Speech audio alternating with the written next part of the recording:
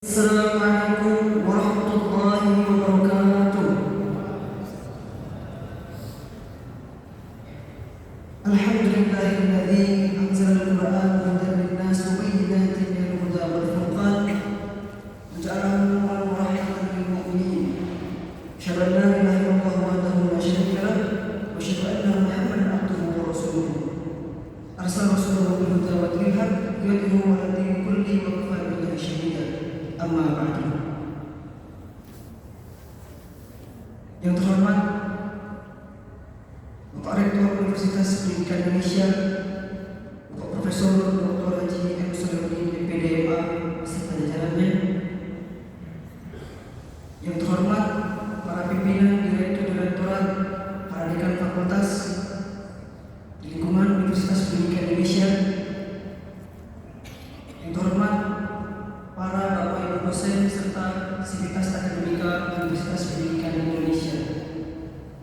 Juga yang kami hormati penceramah acara peringatan Malam Nuzul Quran, Bapak Wakil Menteri Pendidikan Dasar dan Menengah, yang terhormat Pak Profesor Atiqatul Hayat SHMM PhD.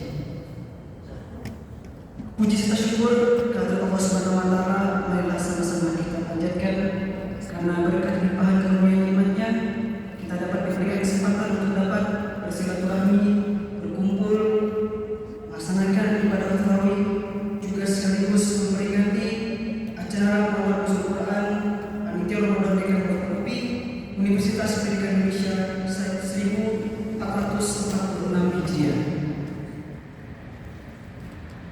Saya Faisal Fauzan Ilyasa selaku Master of Ceremony izinkan untuk menyampaikan susunan acara pada kegiatan kali ini. Pertama ada pembukaan, dilanjutkan dengan pembacaan ayat Al-Quran, dilanjutkan dengan sambutan Rektor Universitas Pendidikan Indonesia, sekaligus penyerahan cindera mata kepada penceramah, dilanjutkan dengan ceramah peringatan Malam Nuzul Quran dan juga sholat tarawih serta doa. Mari sama-sama kita buka acara ini dengan membaca ucapan basmalah bersama-sama. Bismillahirrahmanirrahim. Untuk menambah keberkahan acara peringatan Malam Nuzul Quran Panitia Ramadan DKI Provinsi 1446 Hijriah dengan mendengarkan lantunan ayat Quran yang akan disampaikan oleh Bapak Muhammad Ridwan Mubarak SPD DPD, kepadanya dipersilakan.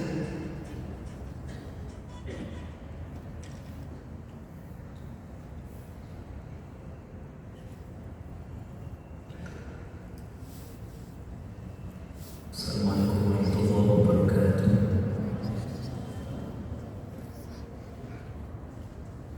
A'udzu billahi minasy syaithanir rajim.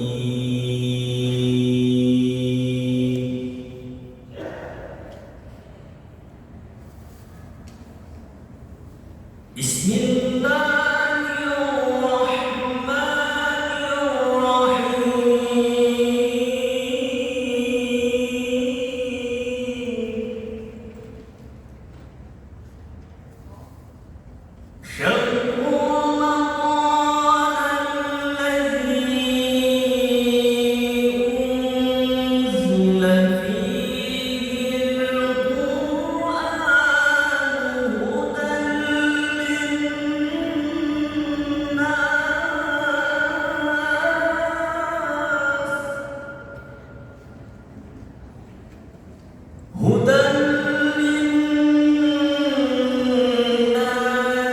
wa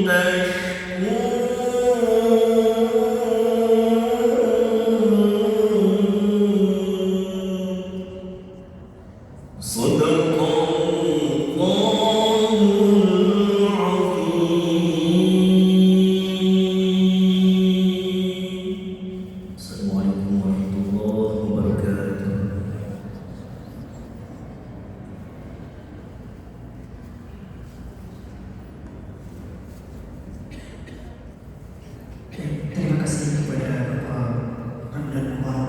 Semoga dengan dibacakannya Tuhan Yesus Tuhan dapat menambah keberkahan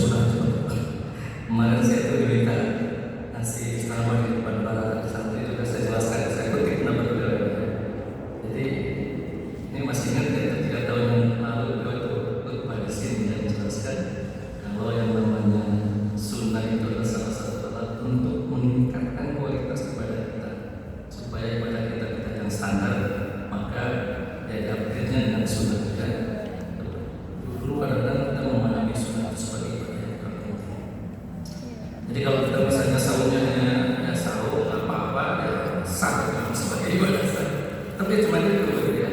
Kalau benaran itu cuma maju lah gitu ya. Tapi kalau ini berkualitas tentu jauh lebih maka harus tambah diupgrade dengan sunnah. Nah, insya Allah barangkali ini Nuzulul Quran ini merupakan salah satu kegiatan yang mudah-mudahan ini bisa meningkatkan kualitas ibadah sholat kita, bisa menjadi salah satu sarana untuk mengupdate pengetahuan kita tentang Nuzulul Quran. Tadi sudah dibacakan ayatnya tentang pentingnya ya Al-Quran ini, bagaimana kita bisa mendapatkan petunjuk, bagaimana kita bisa mendapatkan pembeda antara yang benar dan yang salah. Itu semuanya ada bisa dibayangkan ya kalau kita hidup tanpa Al-Quran. Oleh karena itu kita bersyukur kepada Allah SWT yang telah menurunkan Al-Quran di bulan Ramadan ini, dan mudah-mudahan kegiatan pada malam hari ini betul-betul bisa mengingat, tapi juga memperluas pengetahuan kita dan memperdalam keyakinan kita tentang masalah Al-Quran ini. Mungkin saya tidak banyak sambutannya, tidak harus panjang-panjang karena bulan Ramadan itu kan kegiatannya padat ya. Sampai maghrib terus gitu ya, sampai berhenti. Oleh karena itu barangkali tidak boleh banyak-banyak.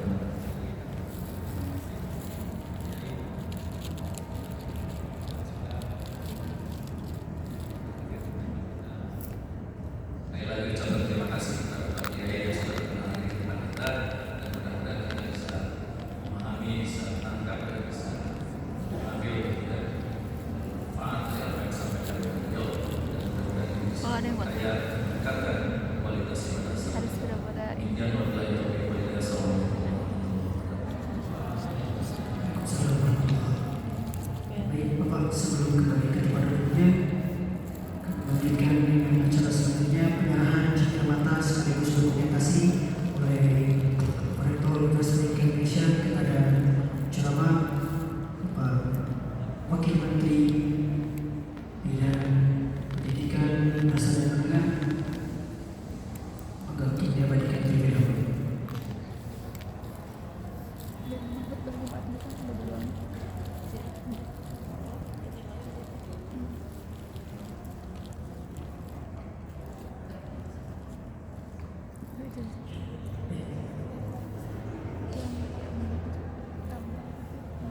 Baik, jemaah rahimakumullah, masuki acara nanti yang akan bertindak selaku penceramah yang terhormat Bapak Profesor Haji Atik Batikul Hayat SHM PhD, yang juga merupakan Wakil Menteri Bidang Pendidikan Dasar dan Menengah, dan yang akan bertindak selaku Imam yang terhormat Bapak Dr. Haji Matali MA, dan pembaca doa Saudara Muhammad Al-Fawiyana. Sebelum itu kami ingatkan kepada jemaah untuk saf di bawah untuk mengikuti solat ke depan terlebih dahulu. Selanjutnya kami persilakan kepada jemaah untuk berkenan mengisi dan menyaksikan kotak infak yang telah disediakan, serta dengan mafakulubi menyediakan layanan zakat, infak dan salat digital dengan cara mengirim barcode yang tersedia pada daerah ataupun pada kotak infak yang telah disiapkan. Kami ingatkan juga bagi jemaah yang alat komunikasi, handphone ataupun sejenisnya, kami mohon untuk sementara waktu untuk dinonaktifkan atau didiskreditkan demi menjaga khusyuan ibadah tarawih, dan mohon untuk menyimak serta tidak mengobrol ketika ceramah sedang berlangsung. Demikian dan terima kasih kepada Bapak penceramah. Kami persilakan. Wassalamualaikum warahmatullahi wabarakatuh.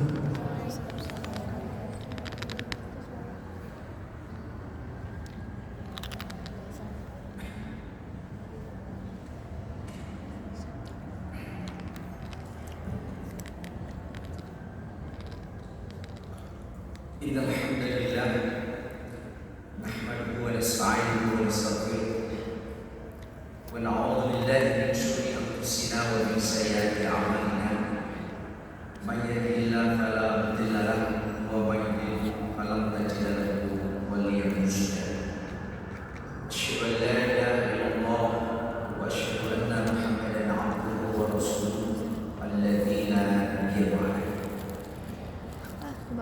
وقال الله تعالى في كتابه الكريم وهو أصدق القائلين أعوذ بالله من الشيطان الرجيم شهر رمضان الذي أنزل فيه القرآن هدى للناس وبينات من الهدى والفرقان إن هذا القرآن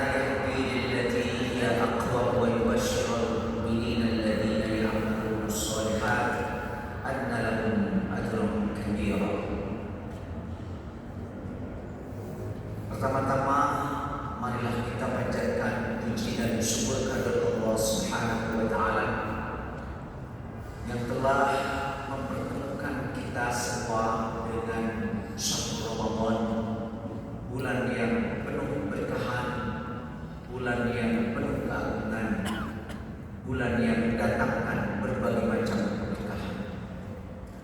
Mudah-mudahan ibadah subuh kita diterima oleh Allah Subhanahu wa taala.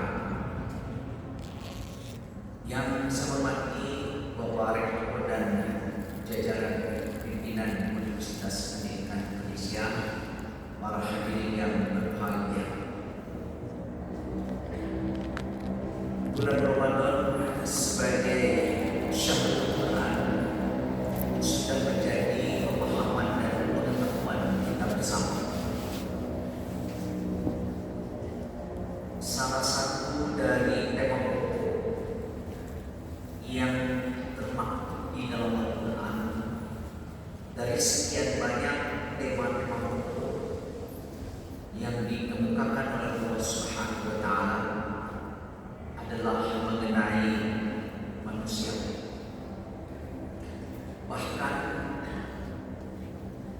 surat yang pertama dari segi tertib nuzul, dari segi diterimanya wahyu oleh Rasulullah SAW berbicara mengenai penciptaan manusia. Saya ingin mengutip satu pidato yang sangat penting yang disampaikan oleh ideolog dan pendiri negara Pakistan, Dr. Muhammad Iqbal, pada tahun 1933. Beliau menyatakan bahwa setiap agama besar di dunia ini semuanya memiliki konsepsi dasar mengenai manusia. Karena konsepsi dasar mengenai manusia dari tiap-tiap agama itu akan menentukan benar dan tidaknya ajaran agama itu. Jadi satu statement yang sangat penting yang disampaikan oleh Muhammad Iqbal. Ada agama yang memiliki konsepsi dasar mengenai manusia, bahwa manusia itu terlahir dengan membawa dosa turunan.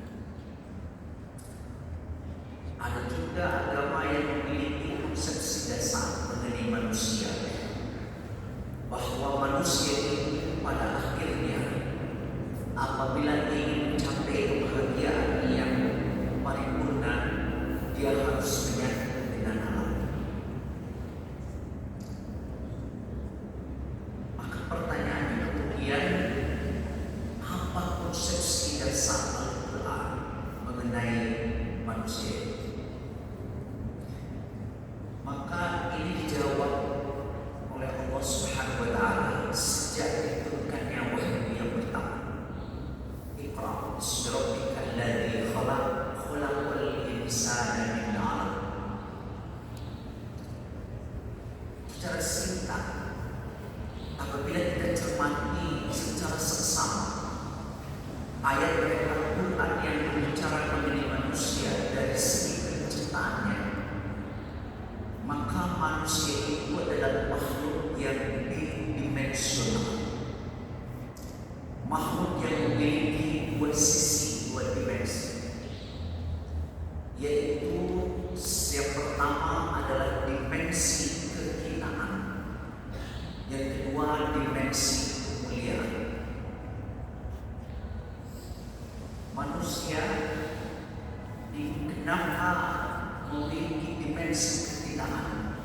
Karena diciptakan dari bahan baku yang berkualitas rendah, rock dari tanah.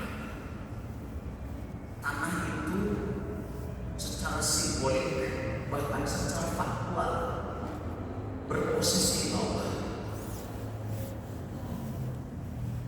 Oleh karenanya dapat dipahami ketika iblis tidak mau mengikuti titah Allah Subhanahu wa taala, bersujud, memberikan respect kepada Nabi Adam alaihissalam. Ketika ditanya alasannya, ma mana'aka alla tasjuda idza amartu, apa yang menjadi penghalang, penyebab kamu tidak mau mengikuti perintah untuk memberikan respek kepada Adam? Maka dengan meyakinkan, Iblis berkata, khalaqtani min nar wa khalaqtahu min tin. Saya diciptakan dari api, sementara dia ada dari tanah. Bahkan secara spesifik Allah Subhanahu wa taala memberikan informasi kepada kita, tanah yang menjadi bahan baku penciptaan kita ini.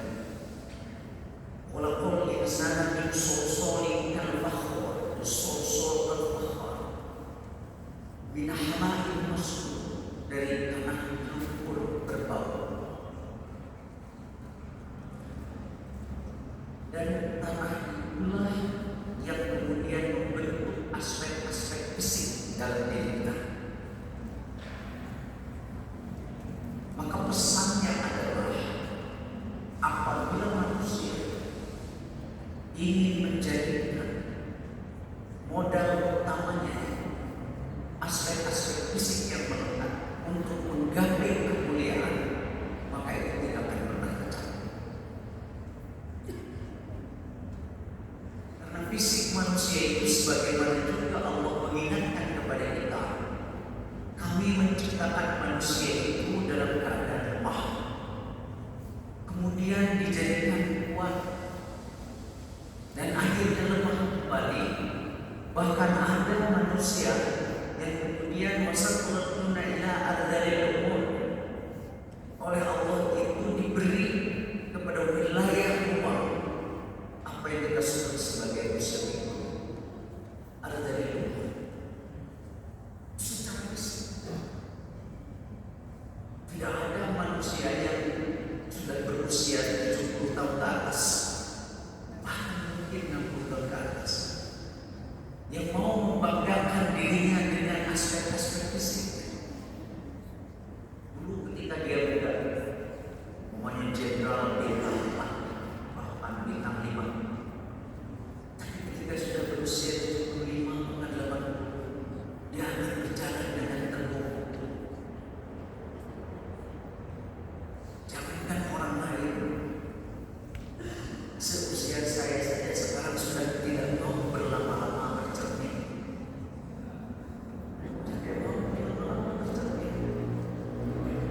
Berbeda dengan ketika usia 30-an, seperti Pak Cecep itu, namanya Pak Cecep Asep, itu bisa 1 jam 5 bercermin. Tapi sekarang mungkin 3 menit cukup, hanya untuk keperluannya membetulkan kancing baju saja.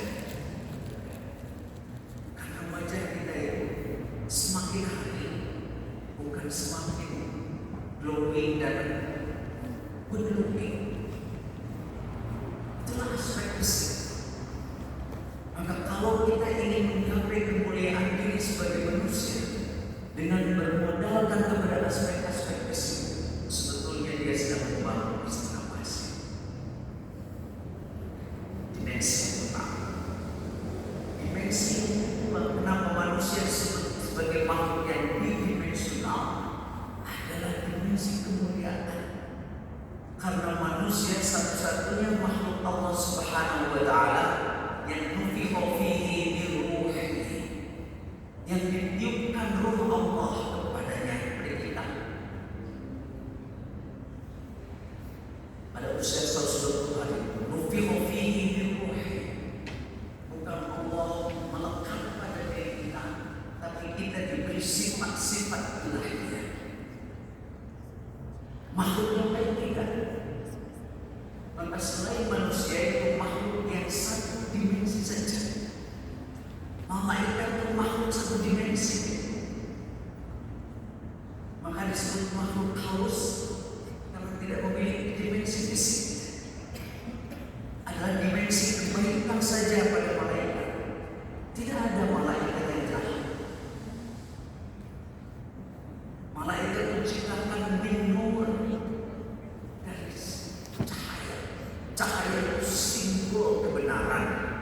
simbol kebaikan.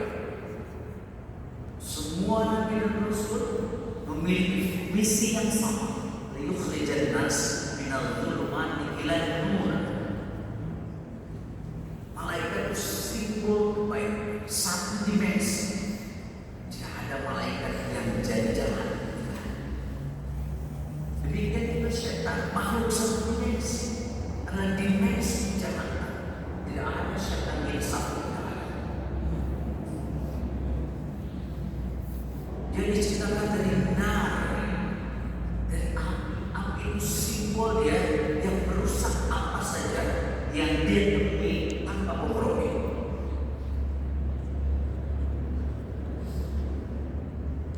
Hanya manusia yang memiliki dimensi. Filosof Iran, Profesor Said Hussein Nasr, tahun 1963, saya masih muda, 30-an, jadi masih bisa berlama-lama di sana. Beliau menyampaikan kuliah di kawalan UTN hari itu. Dengan hal lain berbicara mengenai sifat manusia. Salah satu yang saya lihat sangat sederhana, beliau mengatakan, semua makhluk Allah Subhanahu wa Ta'ala diciptakan dalam keadaan tetap aman. Bumi serusak apapun, dia tidak akan pernah bergeser dari tempat yang Mars. Begitu juga matahari, tidak akan pernah dia keluar di malam hari. Begitu juga bulan, tidak akan pernah dia bersinar.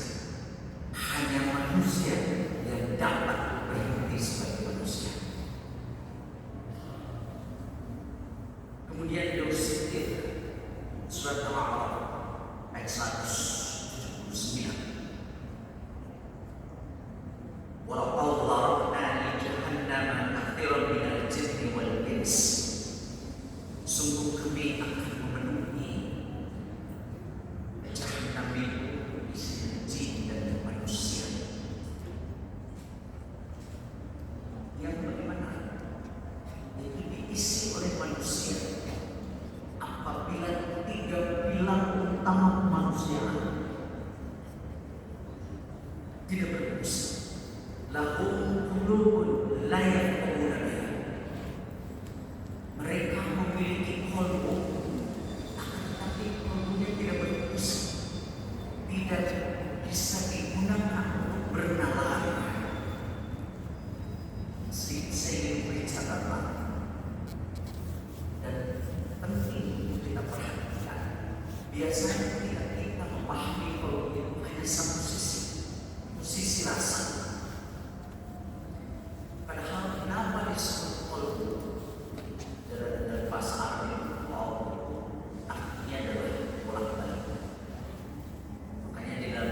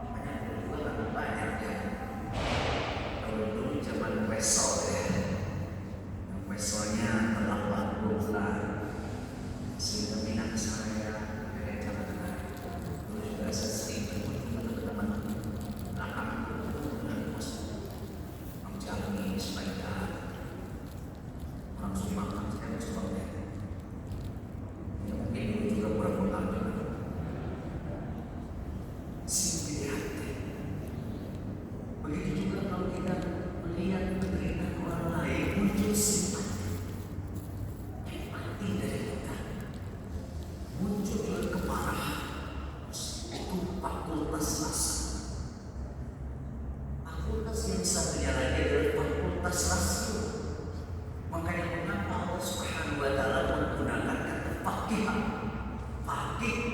fakih itu kan mereka yang menggunakan roti ini. Tapi makanya fatwa yang baik dari seorang mufti itu adalah yang diolah dengan menggunakan dua sisi kolbu itu. Jadi fatwa yang hanya berisi pertimbangan rasional, maka fatwa itu tidak akan jalan. Rasulullah sudah memberikan contoh. Kita yang bertanya itu orang muslim awam, orang Badui, maka Rasulullah diringankan itu berapa itu? Karena dia baru dipilih.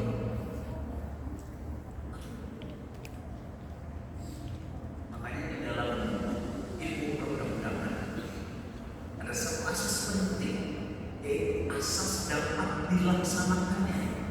Jadi jangan membuat undang-undang menetapkan hukum yang tidak mungkin dilaksanakan. Contohnya dulu tahun 1991 pernah ada undang-undang lalu lintas yang menetapkan denda ini 3 juta. Bisa dibayarkan harga motor nawae dan 3 juta. Ini akan membuka peluang bagi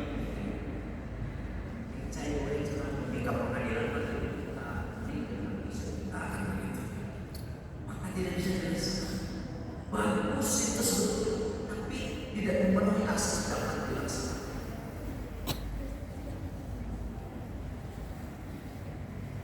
Nah, makanya Allah Subhanahu wa Ta'ala mengikutinya dengan kata fakir, sehingga ilmu yang bermanfaat itu bukan ilmu yang hanya ditangkap oleh akal kepala kita, tapi tidak turun ke kolom. Ilmu yang bermanfaat itu yang ditangkap oleh akal, kemudian dikirimkan ke kolom, di situ diolah oleh sisi rasa dan sisi rasio, fakultas rasa dan fakultas rasio.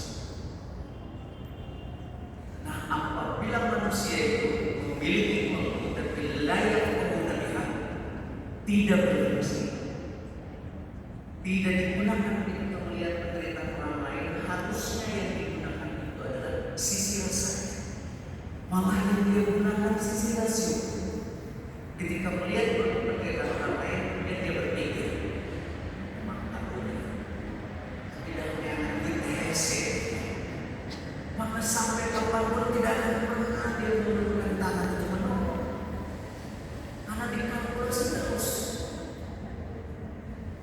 Jadi jangan salah kita membolak-balik tadi ketika melihat penderitaan orang lain sama kita, maka dimaksimalkan fungsi fakultas rasa. Tapi sebaliknya ketika dia melihat permasalahan publik, maka dimaksimalkan fungsi rasa. Jadi kata Allah Subhanahu wa Ta'ala, manusia dapat berhenti sebagai manusia apabila satu, kolbunya tidak berfungsi. Yang kedua, lahu a'yunun la yubsiruna biha, apabila mata juga tidak berfungsi. Ini kita bisa memberikan penjelasan, tasawur, perspektif yang luas sekali mengenai kalimat ini. Umpamanya tidak jadi sebagai yang pusat ilmu itu bersumber dari pengamatan kita apa yang kita amati, karena sumber ilmu itu adalah semesta dan kita manusia.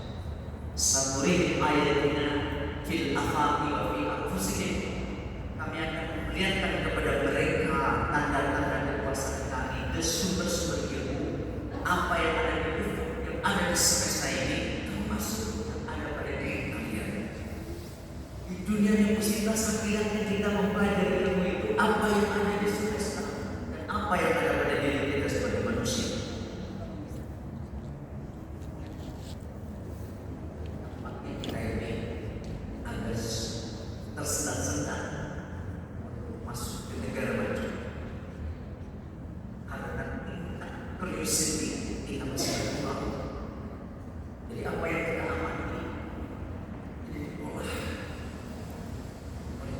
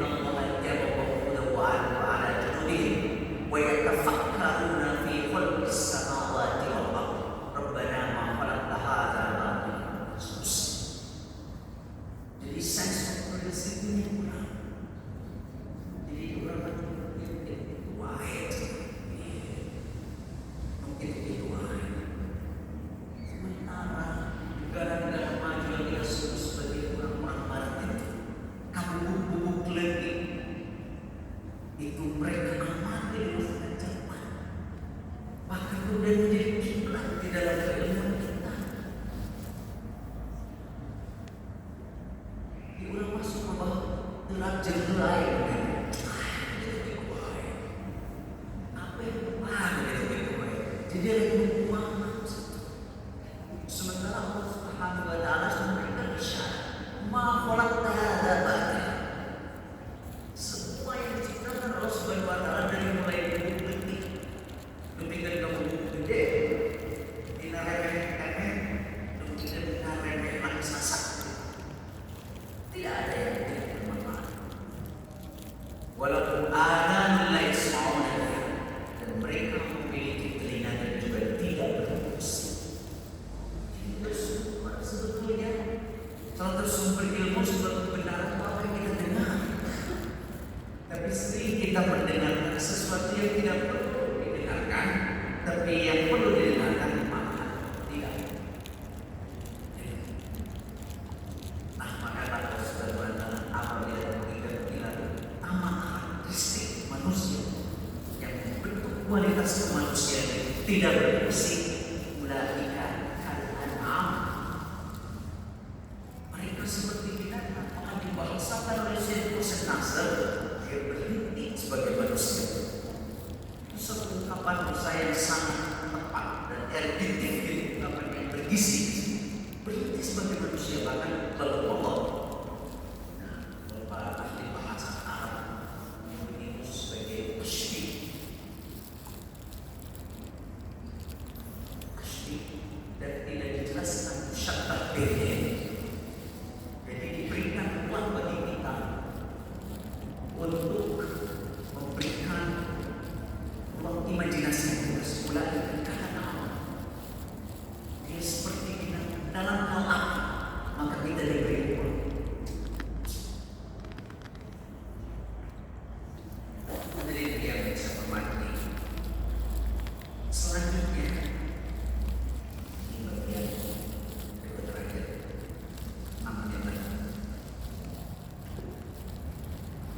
juga Allah mengingatkan masih di dalam surat Al-Alaq.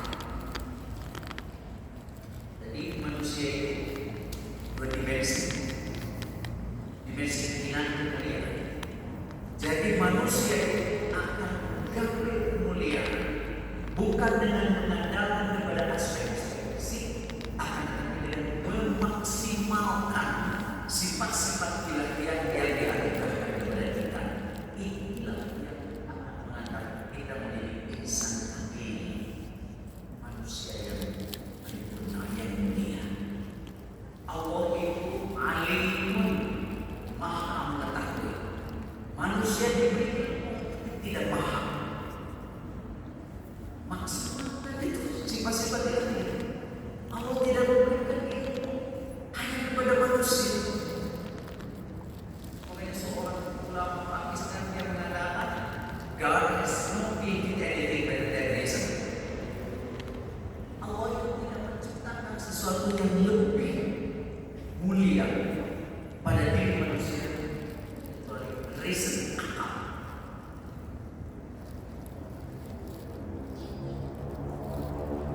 Jadi kita maksimalkan sifat-sifat ilahiah. Allah itu Ar-Rahman Ar-Rahim, Maha Kasih, Maha. Kapan saja diminta, berapa saja diminta, pasti.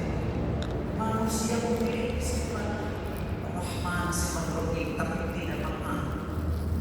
Jami'an mesti dinamakan Rasul. Sobat itu manusiawi. Sekali datang ke jadwal dari beliau Islam 100 juta langsung kita habis cek. Namun dia kedua di Pasiran tapi malah main konspiran. Maka itu ada banget. Kapan lain ayat 10 kali mama dari zaman dulu. Yang lain mama di wajah. Itu wajar karena manusia tidak paham. Tapi Allah tadi dalam ayat yang dibacakan, "Ud'uni astajib lakum." Minta kepada Allah, pasti akan dipenuhi.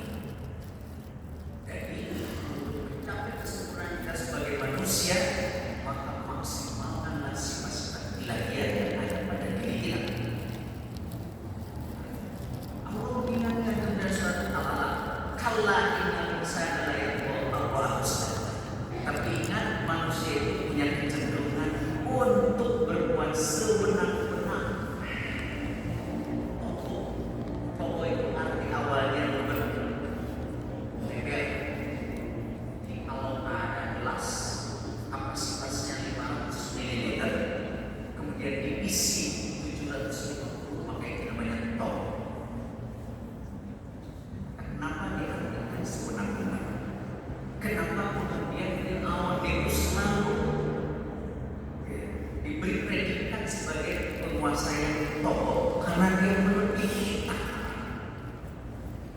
Dia itu melebihi kewenangan yang diberikan. Yang namanya penguasa itu punya kewenangan. Tapi kalau keluar dari aturan jadi kesewenang-wenangan. Karena itu idhab ila fir'auna innahu tokoh. Nah, manusia itu semuanya, kita semua di sini punya kecenderungan untuk sewenang-wenang. Batas. Allah Subhanahu apabila dia merasa tidak memerlukan bantuan orang lain dan merasa lebih dari yang lain. Paling tidak ada tiga yang menyebabkan manusia rentan berbuat sewenang-wenang. Satu, lain yang minus iman. Orang yang merasa ilmunya lebih daripada yang lain, dia bisa iman, maka dengan ilmunya dia sewenang-wenang akan menjustifikasi ketidakbenaran supaya tampak dia benar, supaya disebut ilmuwan Quran. Yang kedua, harta. Orang yang merasa hartanya lebih dari yang lain, maka dia akan berbuat sewenang-wenang dengan hartanya. Dan sekarang membuktikan harta itu adalah gambaran berkuasa. Kalau jadi profesor besar, pastinya kaya guru terpisah, tetap ambil hasil terpisah.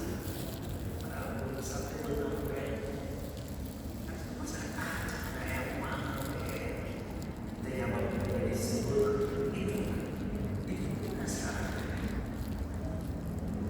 Harta yang ketiga yang menyebabkan dalam manusia dapat sewenang-wenang adalah kekuasaan. Oleh karenanya mengapa hukum Islam menyebutkan antara lain membatasi kekuasaan. Menjadi hak. Di kekuasaan yang benar, apapun bentuk dan jenisnya adalah kekuasaan yang dibatasi. Ini kemudian diambil alih oleh ilmu hukum modern dari barat menjadi ajaran konstitusionalisme. Jadi konstitusi itu dimanapun di dunia ini membatasi kekuasaan, menangkan agar tidak sewenang-wenang. Nah, manusia itu apabila dia ingin mencapai kemuliaan dan tidak berlaku sewenang-wenang, maka dia harus mau dibatasi oleh dan yang kedua membatasi diri oleh kita. Itulah para hadirin yang berbahagia yang saya hormati, salah satu tema pokok di dalam Al-Quran yaitu mengenai manusia. Bahkan sejak nafas wahyu yang pertama Allah sudah menjelaskan sesuatu pertanyaan yang tidak ada yang mampu menjawab ketika itu. Manusia itu dari mana asal? Khalaqal insana min 'alaq. Tapi pada ayat yang lain Allah memberikan peringatan. Kalla innal insana layatgha. Manusia punya kecenderungan seperti di rumah tangga baru. Baru saja suami naik penghasilan sedikit. Istri pegang bojol dari senang. Kalau yang mencuci banyak yang membuka padahal belum naik dari 10%. Padahal rata-rata 8%. Tapi kesulang cantik dengan tantang itu manusia. Kenapa Allah Subhanahu wa Ta'ala menyuruh dakwah kepada Nabi Fir'aun? Karena tokohnya, bukan karena dia puas, karena kekuasaan itu cuma bahkan satu saat yang menjadi wajib apabila digunakan dengan kebenaran. Tapi yang diperintahkan Allah Subhanahu wa Ta'ala kepada Nabi Musa bukan mendakwahi soal kekuasaan, tapi kesewenang-wenangannya. Itulah mudah-mudahan apa yang saya sampaikan tadi bermanfaat untuk kita semua, khususnya kita dalam rangka memahami salah satu tema pokok di dalam Al-Quran ini manusia versi penciptaan. Mudah-mudahan semua kita diterima oleh Allah Subhanahu wa Ta'ala, begitu juga semua panitia. Aku boleh ada kuasa Islam kaum muslimin. Assalamualaikum warahmatullahi wabarakatuh. صلوا وسلموا